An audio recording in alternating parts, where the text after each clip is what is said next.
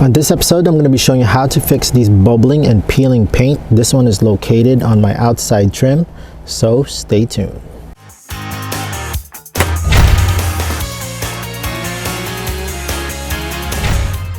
Welcome to Fix This House. If you're new to the channel, please consider pressing the subscribe and notification bell so you can always be in tune on DIYs, how-to videos, and product reviews that I do within this channel.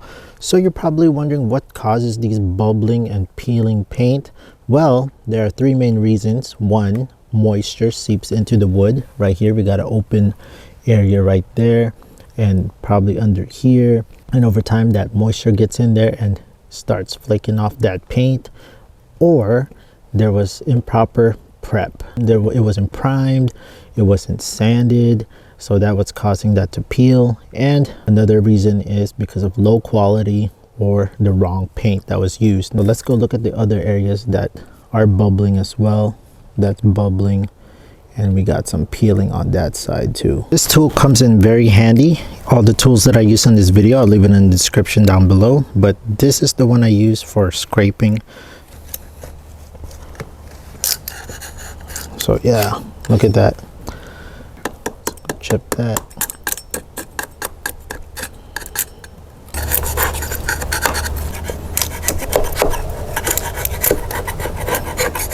Just scrape as much as you can off all that looseness.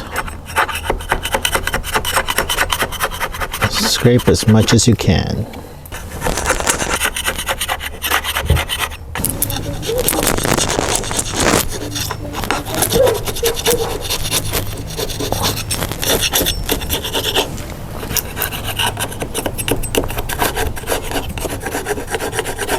So here is the other side. Got all the loose stuff scraped off, and if you see right there,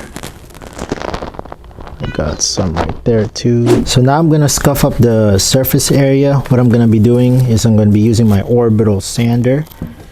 I'm gonna hit it up with my 80 grit sandpaper first, and then hit it up again with 120 grit, just so we can knock off and pretty much smooth off the edges before we prime it.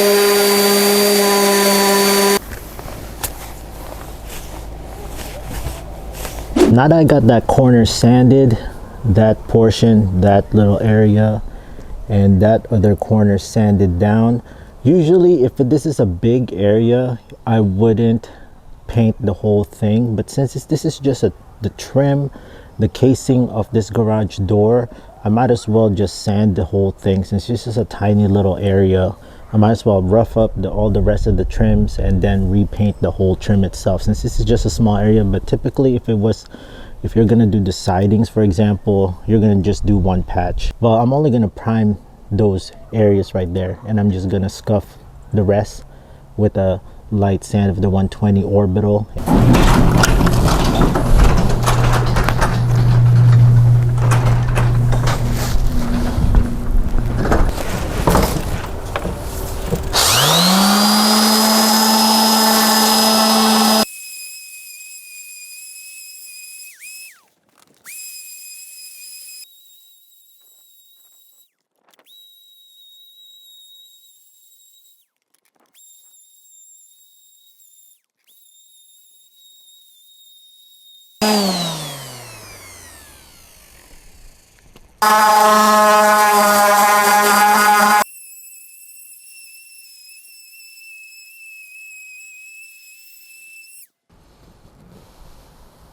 I'm done sanding and scuffing all the old paint.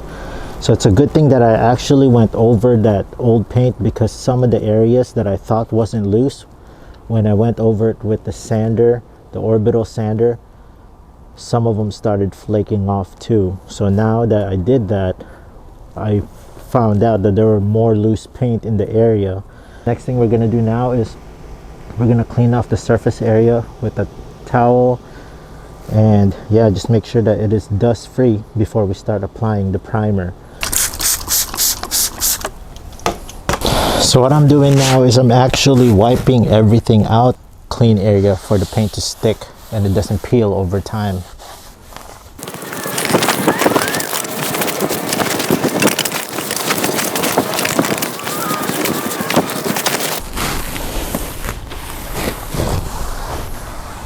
It's actually awesome. The sun came out, so it's perfect for painting.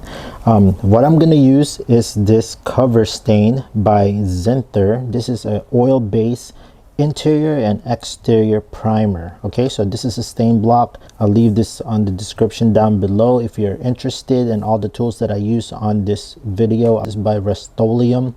I prefer that when you're working outside, where it's going to be exposed to the weather, the rain, snow, the elements, changing weather, anything that gets wet, especially here in Washington, I prefer you using oil base rather than water base. Water base is mostly for the interior, but this one is going to be for the interior and exterior, so this is actually good. But another thing, you don't want to use this on the inside.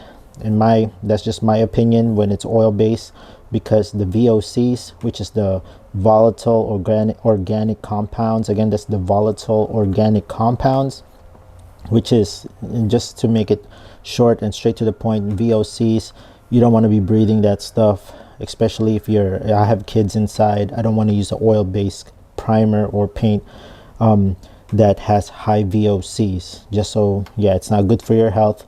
This is good for exterior, since, you know, this has VOCs on it, oil base, which is good. All right, so what I'm gonna do is I'm just gonna spot prime those areas that are bare. No need to prime the whole trim because it already has paint that we scuffed anyways. It should have good adhesion for the top coat.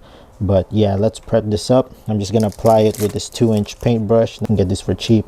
So let's go and stir this up and apply and spot prime those bare areas. 10-in-1 tool, Bates Choice. This is great for opening these type of cans. Easy, great multi-tool.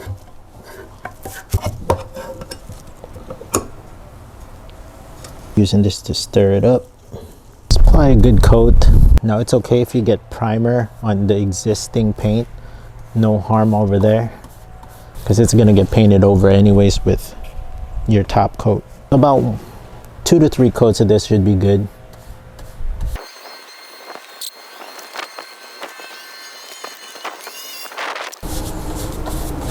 I can kind of still smell the fumes just a little bit. Even though we're outside, it's good. But if you have a respirator, go use that with a vapor cartridge. That'll be extra protection.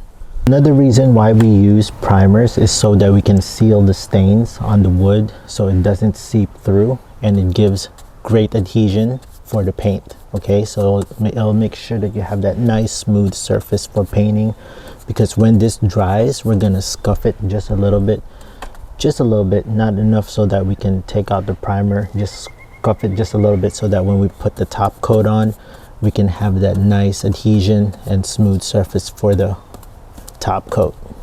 There you have it, friends. Everything is primed. I focused on the bottom right there. I added, even though those aren't exposed, I just added a little bit of extra primer on the bottom right there. All you need to do is spot check it. You can prime the whole thing, but it's not necessary. Just prime the areas that are exposed wood. Okay, so with that being said, we're just gonna let this sit and let it dry, and then once that's done, we're gonna start scuffing it with a little bit of sandpaper, just to rough up the surface a little bit before we apply the top coat, trying to match the one outside. So this is the semi-gloss exterior. So what I'm gonna be doing here, I'm just gonna scuff it up. I'm not gonna fully sand it. I don't want to sand out the primer, just enough to scuff out the areas.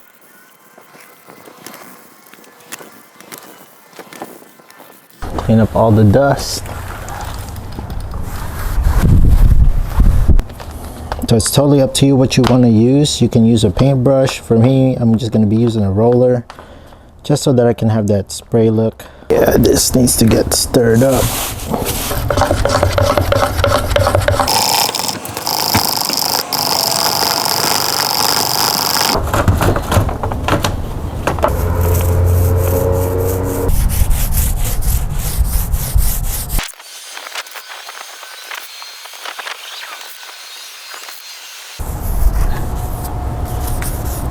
It looks like we got our first coat. We'll just wait for it to dry and we'll apply the second coat.